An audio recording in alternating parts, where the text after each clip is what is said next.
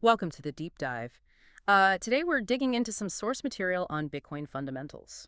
That's right. We're looking at concepts like, digital scarcity, mining, nodes, self-custody, Yeah. basically the core ideas from BTC 238, Bitcoin 101 from the Investors Podcast Network. Yeah, and our goal really is to cut through some of the jargon, extract the key insights discussed there, and hopefully make these concepts clearer for you, especially if you're already kind of following this space. Exactly. It's less about just definitions and more about why these things matter, according to the source, how they fit together to make Bitcoin, well, Bitcoin. Okay, so let's jump straight in. Digital scarcity, that's a big one. We live online, everything's copied easily.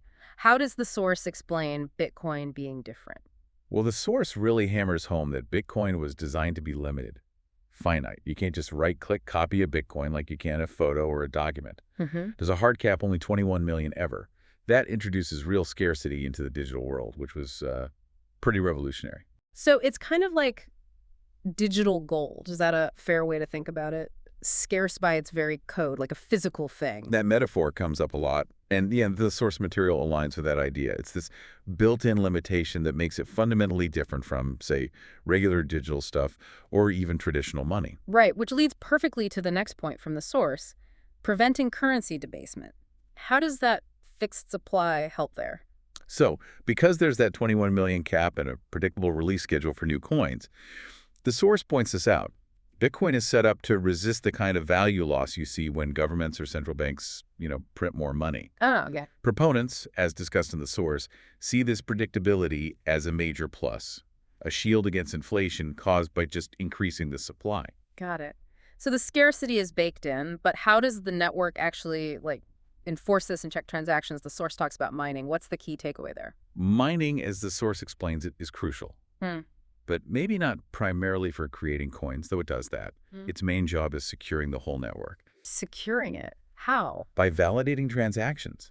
Miners, these computers all over the world, are competing to bundle recent transactions into a block. They do complex calculations, and the winner gets to add the block to the blockchain, the public ledger. Okay.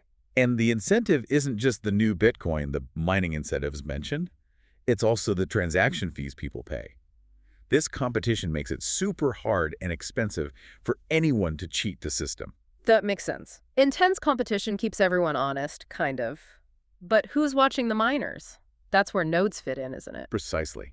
Nodes are different. They aren't competing.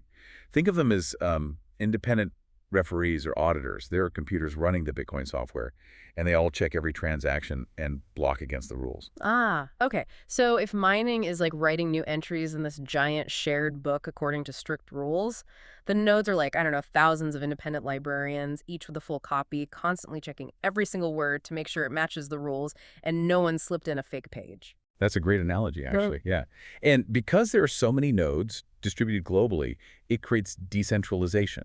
You don't need to trust one single authority. Right. You can even run your own node and check everything yourself. Exactly. It reinforces the whole system's security and trustworthiness. This decentralization thing connects to another key point the source makes. Self-custody versus keeping your Bitcoin on an exchange. Why is that distinction so critical, especially for you listening? This is maybe the most practical takeaway. Self-custody means you hold the private keys, the secret codes to your Bitcoin. The source stresses this. Holding your keys means it's your Bitcoin, like cash in your wallet. And the alternative, leaving it with a third party. If you leave it on exchange, they hold the keys.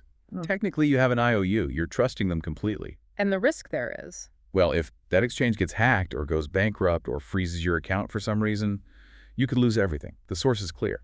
Self-custody is about sovereignty, taking control. But it also means you're responsible for keeping those keys safe. So it's a trade-off. Control versus convenience, and maybe security expertise, depending on the exchange. Right. It's a fundamental choice impacting ownership. Okay, so wrapping these ideas together. The deliberate scarcity, the fixed supply preventing debasement, mining securing the network, nodes validating everything, and this crucial choice about custody. Understanding how these pieces interlock, like the source explains, is where you get those aha moments, right? Absolutely. You start to see how it creates this system for, well, trustless value. Verifiable by anyone, controlled by the individual if they choose self-custody. So here's something to chew on based on all this. Given what the source outlines about digital scarcity and true self-ownership through keys, how might these ideas really challenge our traditional views on money, on what it means to own something digitally, and who we need to trust? It definitely makes you think differently about it all. Well, that brings us to the end of this deep dive into these Bitcoin fundamentals, drawing from the source material. Hope you found this breakdown helpful. Yeah, thanks for tuning in. And hey, if this helped connect some dots for you, please do follow, like, and share this deep dive. It really helps. Also, for more insights like these, you can follow What Bitcoin Taught Me on Twitter, X, Nostr, Bluesky, Threads, Instagram, Facebook, and LinkedIn. Lots of places to find more content. Indeed. We'll catch you on the next deep dive.